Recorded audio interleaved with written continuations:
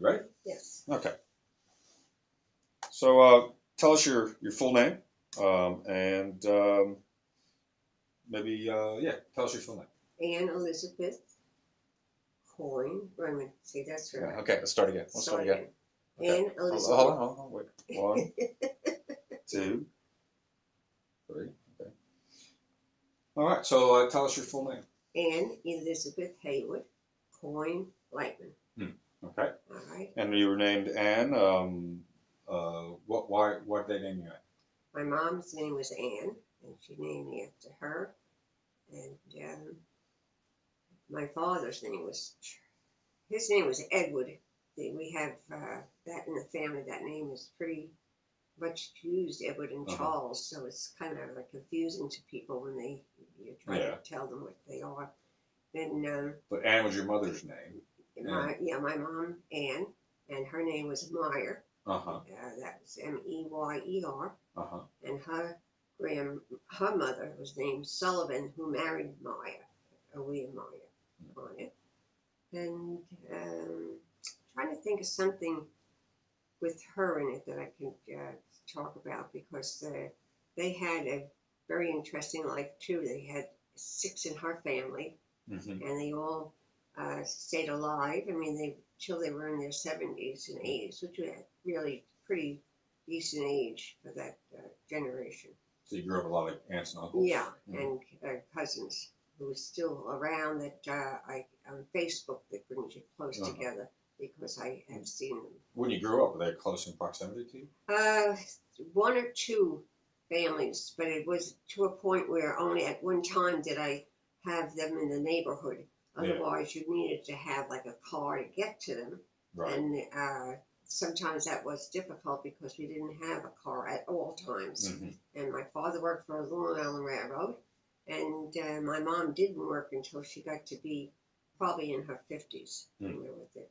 And they kind of had a car here and no telephone at times, and they did have a telephone. It was one of those kind of bringing up, with it, when we didn't think anything of it. When we thought we had money as kids. Okay, yeah. And we didn't, when I think back. But that's, the household, when it's run a certain way, you don't know that. Right. Everyone accepted it. But my father worked very hard to keep it all going. And let me see now, I'm trying to remember the World War II. We went into that.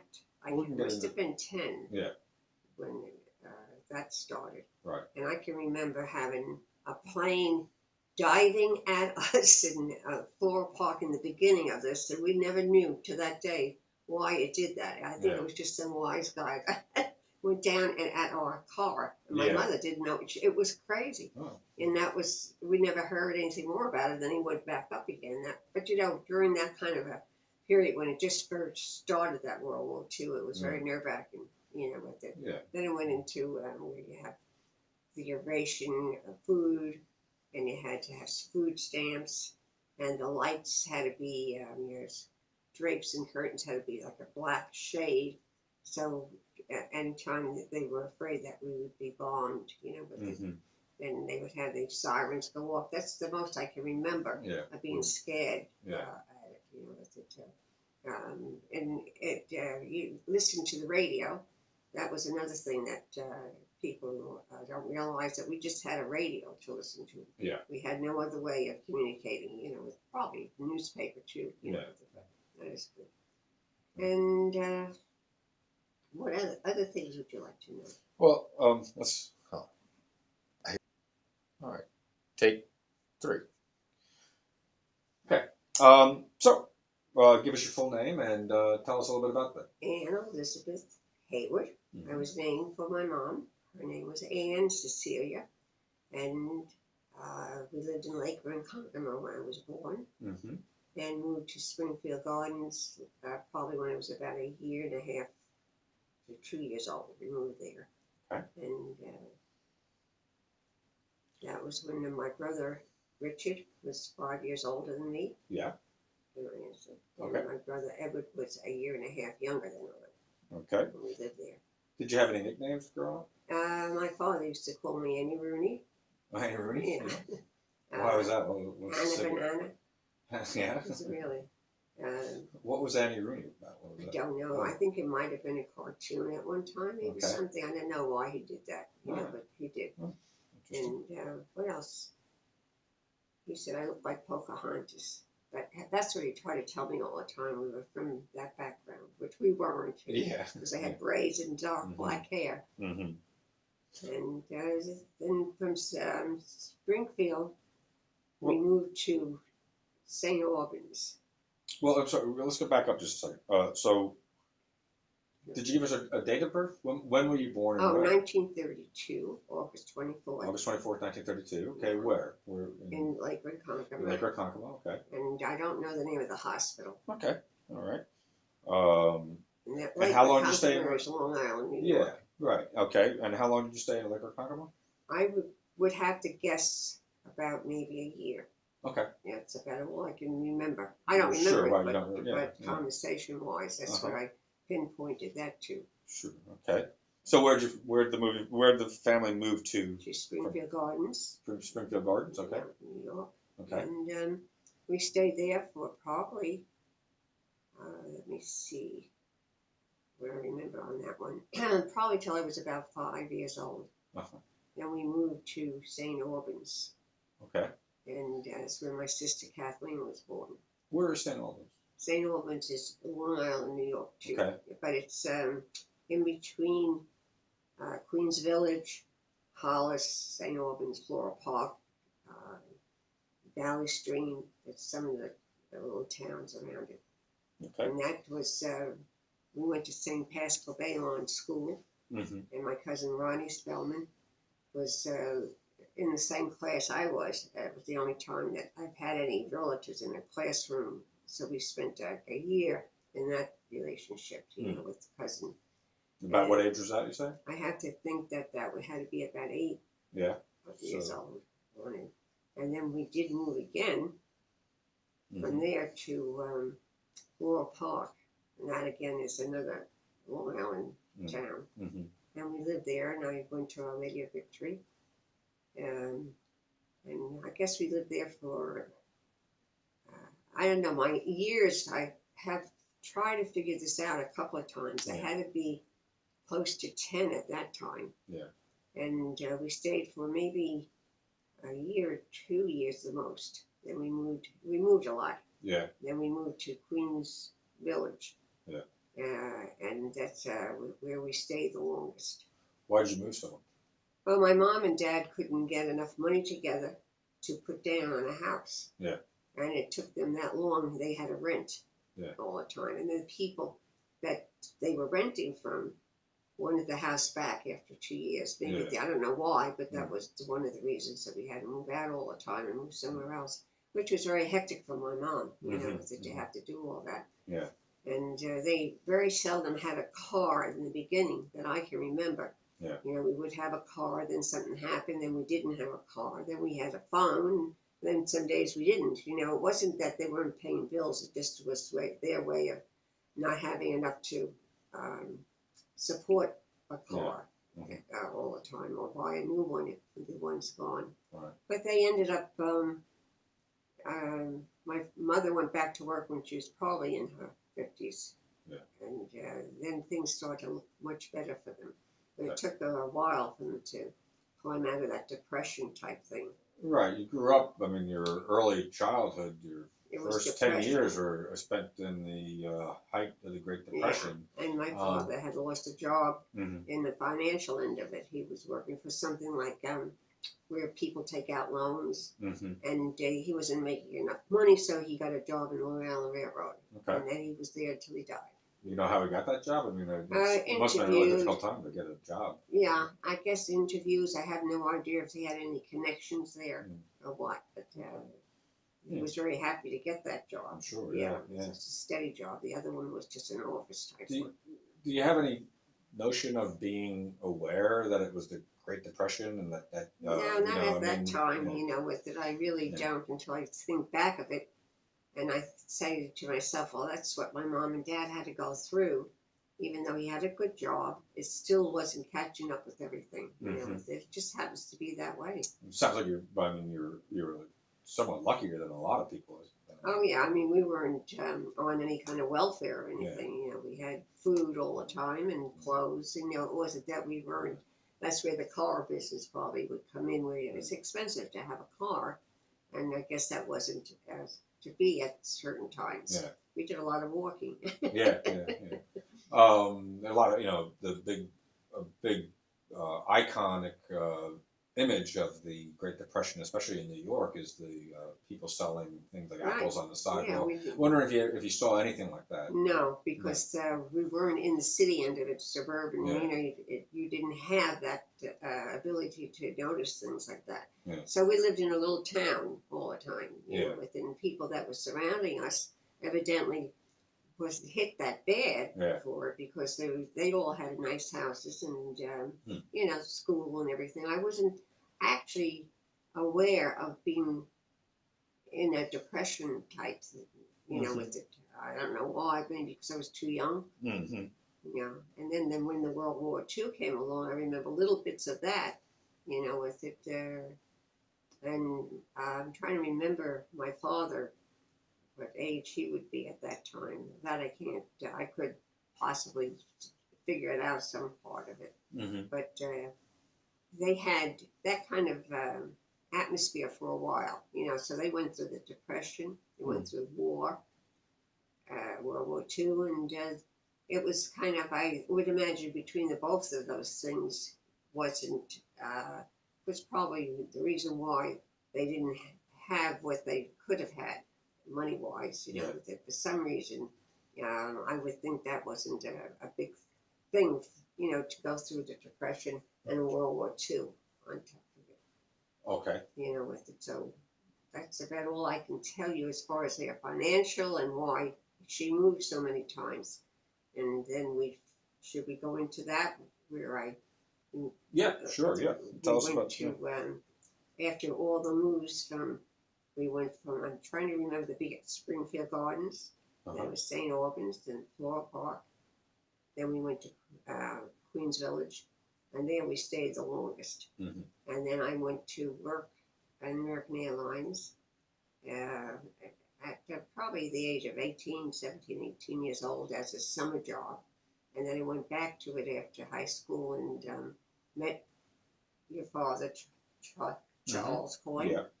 And he worked for American Airlines.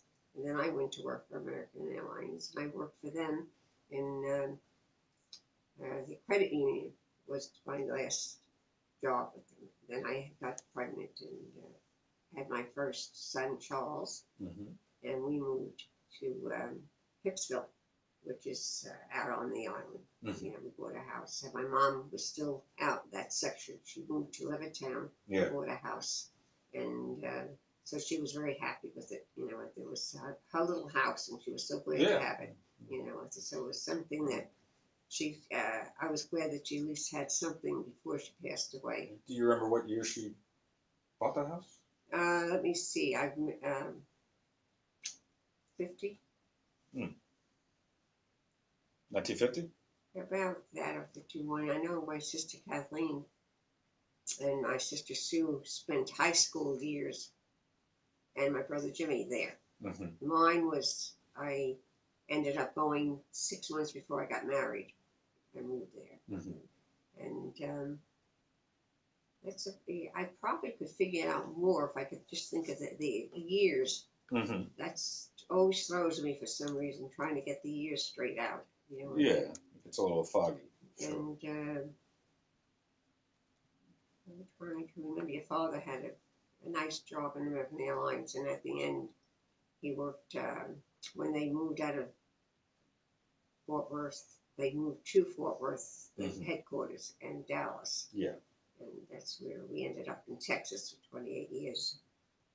It was kind of hard to leave everybody because my children by that time were on their own, except for maybe 3 of them, you know, that had to come with us at that time. Daniel, Stephen, Eileen, and then Edward came. Right. And stayed with us too. Yeah, we'll get to some of that. So let's go back to some of the earlier stuff though, Okay. before we get there. Yeah, well, did you what's your earliest childhood memory? First thing you remember as a child? As a child, I Yeah, remember. Well, it goes into a sad thing. Okay. I remember my brother Edward, who was a year and a half younger than I was, and I was like maybe 2.5, almost 3, and he was probably a year and a half. And my brother Richard and I both in Springfield Gardens, that's where we were living, had measles, and we were being treated for it. But at that time, I don't remember anything about myself having the measles or him. But I just remember my brother Edward, the baby at that time, was uh, he had gotten sick, and my mom called a doctor, and he said, "Oh, he's probably got strep," and it ended up that he had the measles like we had, and he died from it because it went into pneumonia. And I remember that, and the little things that would happen after, with it. But as far as remembering other things, I can remember just moving from Springfield to St. Albans and doing things like playing outside. That's what I did the most. Did you have a favorite game you played with your Ring Olivio. Say again? Ring Olivio. Ring Olivio? What's that? It's when you tag somebody, you see you're it, and then you have to go run and then hide somewhere and try to outdo them with the running, which I did. Yeah. Outdo the boys in running because I was a very good runner. Yeah. And my father wanted to put me into the Olympic type, and my mother said, "No, you're not doing that. You'll have muscles on your legs like this." Not that I would want to be bothered with the Olympic running, but that's how fast I was. Yeah. And I gave your father a couple of good runs, and he would never admit to it. He almost, I think he did lose on the beach one time running, and I wasn't being nice about it. I said, "Oh no, I came in." Same way when we played handball together before we got married. I never played handball, but I gave him such a great game that he could have lost very easily. Of course, this is easy for me to say now because he's not sitting here and saying, "No, that's not the way it is." Yeah, that's all right. That is the way it is. So you were naturally athletic. I know you were gifted in other ways too. Yeah, is that right? Yeah. He was in track. Yeah, is that right? He did the, what are they? Javelin. Yeah. He had a couple of little medals from school. Your father. Yeah. Okay. So I was surprised when I really think back on him, because when you think back on your father, sometimes in that era you didn't have that closeness. With it. He was your dad. Yeah. And he sat home and he read the paper when he came home from work and stuff like that. With it.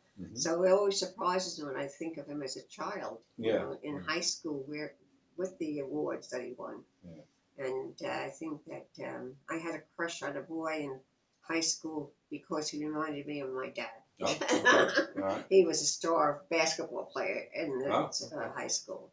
And so I was trying to think about the other things that might come in my mind. So you were in high school in what, the 40s? Yeah. And about, let me see, I go through this all the time now.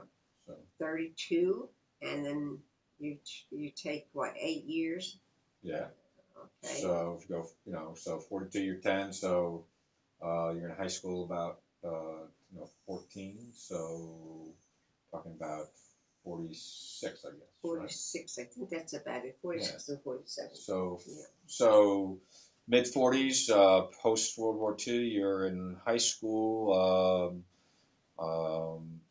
you're athletic. I know you had some other talents. What was that high school experience like? The high school experience was quite an experience. It was vocational, and I came from 3 different Catholic schools, and the nun said, "Why are you going there?" She wasn't too pleased about it, and I said, because that's the only place that I could possibly take commercial art. That's what I wanted. And she said, "Oh, I don't know if you're going to like it there or not."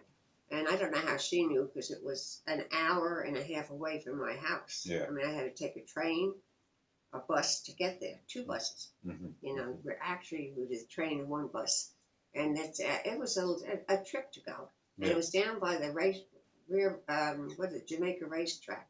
Okay. And I don't know. I mean, it didn't bother me being there. With it, there was a great mixture of different cultures there. At the time.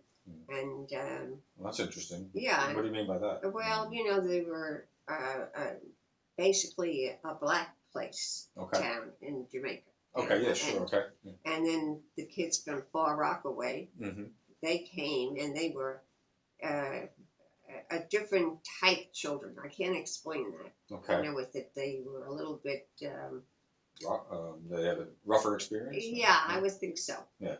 Say it nicely, you know, with it. Uh-huh. And but I got along with them. I mean, it didn't bother me. You know, Yeah. nobody bothered me. So, have any crazy stories from that point? Oh, I'm going to tell you. No, not really. I wasn't that crazy at that time. Well, did you do anything crazy at the school? Or? No. The craziest I did was when my girlfriends, who all went to Jamaica High, and my girlfriends I had in the neighborhood, they said to me, "Why don't you take off, play hooky, and come to our school and tell them that you're from mainland?" I said, "Where am I going to say I'm from?" They said, "New Hampshire." And I said, "What school?" And what did we make up? Main Street School, something like that. I'm sure the teacher knew. You know, and for a girl like myself, I was very shy. Mm-hmm. For me to do that amazes me when I think back. But I did some of the things I did do, you know, with it. And I went into the school and entered it, and they introduced me as their friend that from where they put me in New Hampshire or something. I was here visiting, and the teacher would say, "Oh, what school?" And I think we thought of a school that any town would have, but what street or something, and we said Main Street. That's and so I got away with that. You know, I went to 2 or 3 classes with them. No one ever did find out. You know, that was my adventure in life, like great adventure. Then to a prom with a boy that was about 3 years older than myself, junior prom. And that was a nice time. And it was something, because I never got out in that kind of atmosphere. You know, it's like when you're in suburban, you don't have the car, and you're away from your friends. You don't have that much going for your social lives, you know, with it. But that was my first experience with a prom and a dress, a gown. Okay. What kind of a gown was it? Yeah, like my girlfriend. Where'd you get the gown? My girlfriend's sister said, "You can wear mine." It happened to be a strapless one, black. Oh, wow. And I remember the guy I went with, he was a little guy, you know, with it, really sweet. And his older brother said, "Whoa," when he saw a picture of me in strapless. And the mother said, "Did you have a strapless on?" You know, mamas, you know, high school. They didn't know that was like the